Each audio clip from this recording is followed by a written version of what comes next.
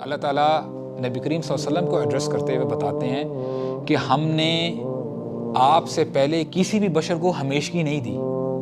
کوئی ایسا بندہ نہیں ہے جو ہمیشہ ہمیشہ زندہ رہا تھا یا زندہ رہ رہا ہے. نہیں. أَفَإِن مِتَّ فَهُمُ الْخَالِدُونَ. کیا اگر آپ فوت ہو جائیں یا اگر آپ اس دنیا سے چلے جائیں تو کیا یہ جو مکہ والے ہیں یہ ہمیشہ ہمیشہ رہیں گے؟ مکہ والے سوچا یہ کرتے تھے کہ اچھا یار یہ تو باز ہی نہیں آ رہی مسلمان، تو چلو خیر ہے، کوئی مسئلہ نہیں ہے، کوئی نہ کوئی تو وقت آئے گا نا، یہ لوگ جب اس دنیا سے چلے جائیں گے تو ہماری بھی جان چھوٹ جائے گی. تو اللہ تعالیٰ ان کو انڈائریکٹلی ایڈریس کر رہے ہیں کہ اے بے وقوفو، اگر ہمارا نبی اس دنیا میں نہیں رہے گا، there is a day which is going to come where my نبی will leave this world، کیا تو پھر تم باقی رہ جاؤ گے اس دنیا میں؟ اگر تو کسی بشر کو حق ہوتا نا ہمیشہ ہمیشہ اس دنیا میں رہنے کے لیے، وہ نبی کریم صلی اللہ علیہ وسلم کی ذات ہوتی. اگر وہ نہیں رہے تو ہم کیا ہیں؟ ہم کیا ہیں پھر؟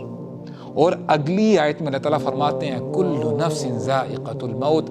ہر نفس نے، ہر جاندار نے، ہر انسان نے، ہر جن نے، ہر فرشتے نے، ہر چیز نے، ہر نفس نے موت کا مزہ چکھنا ہے. یہ جو موت کا عقیدہ ہے نا، اگر ہمارے دلوں میں یہ موت کا یقین آ جائے کہ واقعی میں نے مرنا ہے. کوئی ایسا بندہ آپ لے لیں جس کو اتنی مصیبتیں ہیں، جس نے اپنی ساری زندگی جو ہے نا 3 وقت جو ہے نا اس نے کھانا نہیں کھایا، اس نے کبھی سردی کا اے سی کا نام و نشان نہیں دیکھا، اس کا گھر جھونپڑی میں تھا، مصیبت سے بھری پڑی ہے. لیکن اگر اس بندے کے دل میں یقین ہے، شعور ہے کہ یار ایک نہ ایک دن آنے والا ہے کہ میری ساری مصیبتیں ختم ہو جائیں گی، آپ مجھے بتائیں دل میں سکون آئے گا کہ نہیں آئے گا؟ ایمانداری سے بتائیں.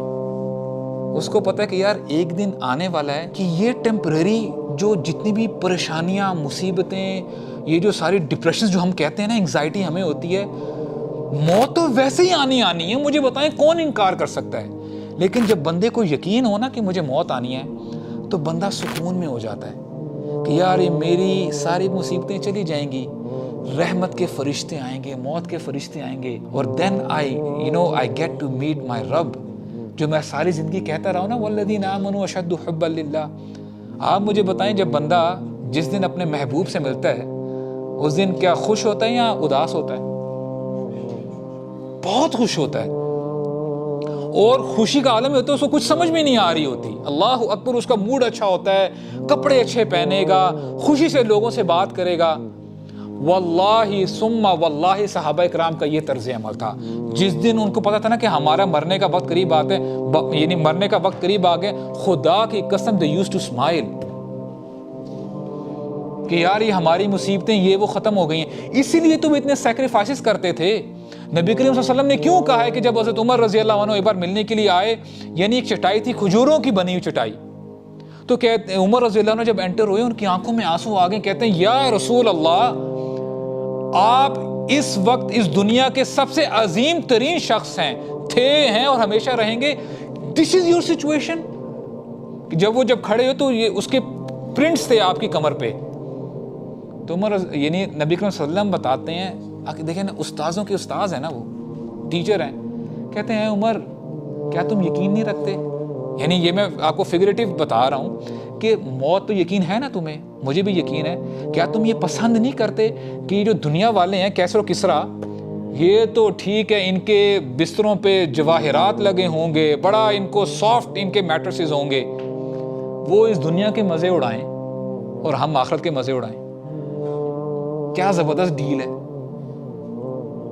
ہمارے بڑوں کو یقین تھا موت کا، اسی لیے ان کو اس دنیا کی پرواہ نہیں ہوتی تھی، بڑی سے بڑی مصیبت آ جائے. اب ایک باپ کے لیے، پیرنٹ کے لیے بچے کا مرنا اٹس ناٹ دیٹ ایزی. کیا کہتے ہیں انا للہ و انا الیہ راجعون، ہم اللہ تعالیٰ کے ہی ہیں. Simple as that. اس اسٹیٹمنٹ پہ یقین کر لیں.